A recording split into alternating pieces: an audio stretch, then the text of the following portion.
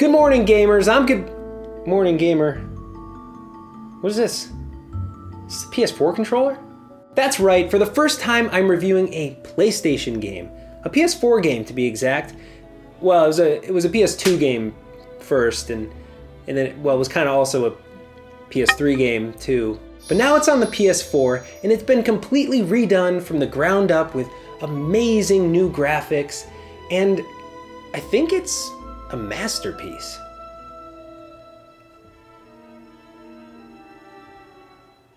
I've always been a Nintendo first gamer, paying the most attention to what's coming next from Nintendo. I believe they've always been the kings of fun. However, I do know that they've fallen way behind in the realm of hardware, so you're certainly not going to see this on a Nintendo console. Look at those graphics, man. That's pretty nice. Shadow of the Colossus has been called a timeless masterpiece, and an extraordinary game that everyone must experience. So in its newest form with these beautiful graphics, there's not much dispute. This game is one of the greats. It's hauntingly simplistic at times, and at others it becomes profoundly exciting and intense. But to do this game proper justice, we should start at the beginning, where a young man, Wander, is making his way to an ancient land. A land where it is said that, if one should wish it, one can bring back the souls of the dead. But to trespass on this land is strictly forbidden. So a forbidden land where you can revive the dead. That's creepy. Yeah, I don't think I'd go there for anyone. Sorry, Mom. Especially considering that the only way to get there is via this thin, very high up, structurally impossible bridge. I verified that with a real-life civil engineer, by the way. However, that only adds to the mystery. If not physics, what is holding up this bridge? Magic. Probably dark magic. Anyway, Wander has arrived here, in the center of the land, in the shrine of worship with his dead girlfriend. At least, I think it's his girlfriend. Could just be a good pal. But her name is Mono, and Wander has brought her in hopes of bringing her back to life. After they arrive, the voice of a deity called DORMIN thunders down from above, telling Wander that if he can defeat 16 massive colossi that are lurking across the lands, there may be a chance that Mono can be revived. It's unclear whether this deity has good intentions or not, but you don't care because your only goal is to revive Mono.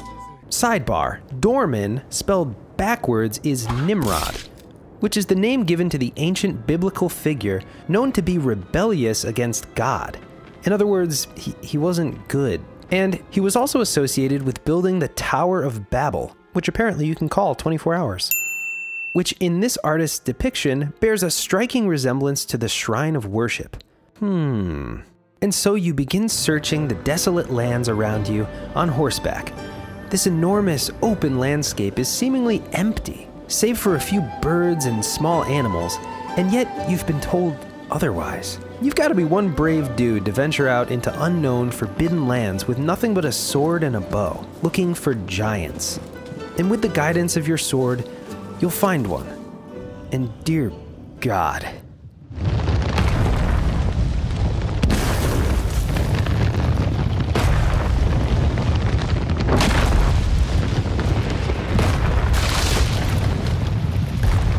I was actually nervous when I discovered the first Colossus.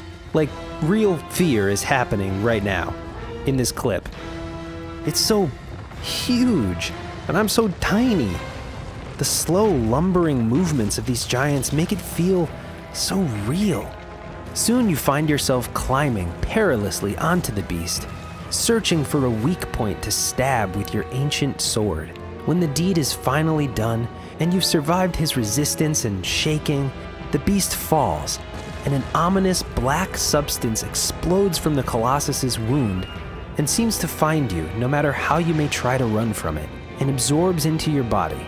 I thought it was kind of fun trying to get away from the dark matter.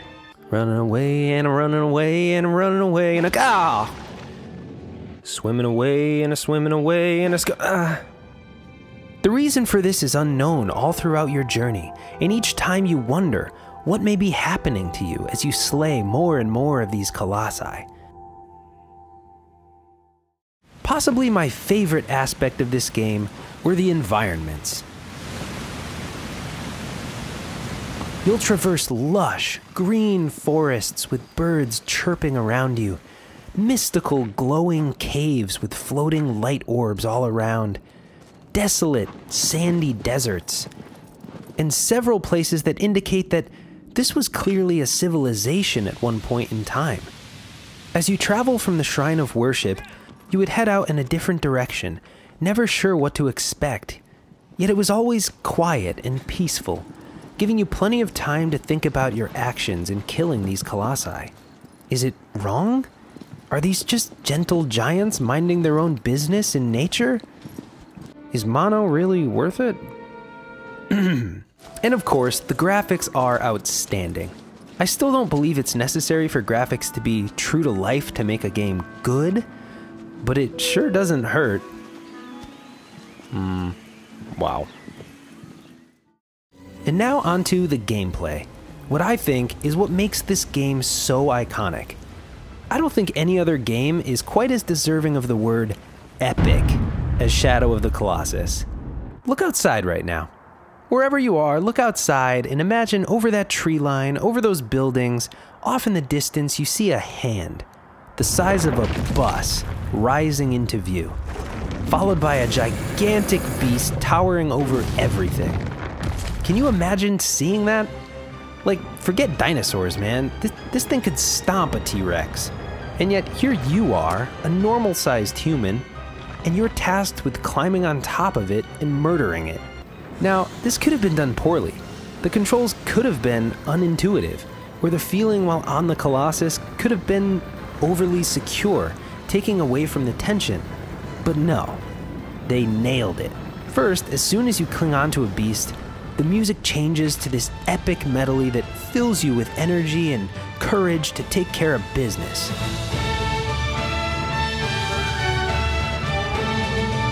And while you make your way up and around the creature, it will shimmy and shake, trying to get you to fall off. So you cling on for dear life, and you feel it. You feel the scale of this thing, the heights that you're at times holding on with just one hand, narrowly avoiding a deadly fall. The button you push to climb and grip is the right trigger, which sort of makes you grip your hand in real life, putting you that much closer to the world. The task was simple, and yet the experience was totally enrapturing every time you would encounter a new beast. Just a sword, a bow, and a horse. And somehow each Colossus was challenging in a new way. Where's the weak point? How do I even get on that thing? All of this while dealing with the simple fact that that thing is huge. And possibly my favorite part of any great game is the sound design. Throughout the Forbidden Lands, you're followed by ominous, orchestral music, simple tones and sounds, and often quiet. Nothing but the environmental sounds surrounding you. And when you're getting near a Colossus, the music returns in a very subtle way.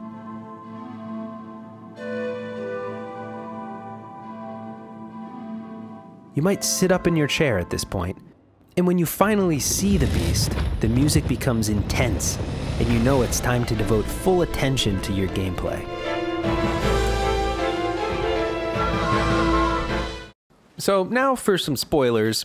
Go ahead and skip to this minute in the video to avoid them, or if you've played the game already, just stick around. The final Colossus, as expected, is monstrous. It's an epic challenge, which took at least an hour for me to figure out and complete. But when you do, you see the final wisp of black stuff flow into Wander, and you think the game is over. You put the controller down and watch, expecting credits to roll. But it's not over. Back in the Shrine of Worship, some shamans arrive a few minutes too late to realize that you've released the demonic DORMIN, who was in fact sealed away within those 16 colossi. Oh, and DORMIN is reborn in you.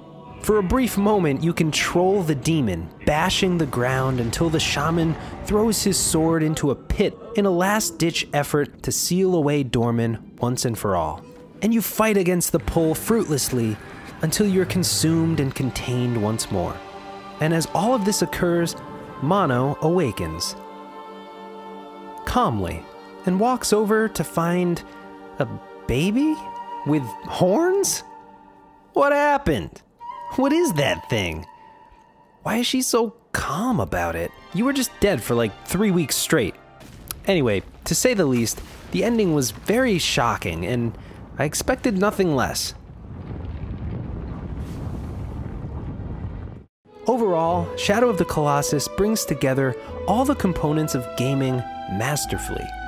The use of negative space brings peace to the player, only to be followed by riveting, high-tension battles of life and death. I think the simple premise is what made it so approachable for me. No inventory management, no 500 different weapons to choose from, just one dude on an actually plausible quest to defeat giants. Thanks for watching Good Morning Gamer. If you like this video, please share with a friend and leave a comment below with any PS4 recommendations you might have. Thanks again for watching my show, and I'll see you in the morning.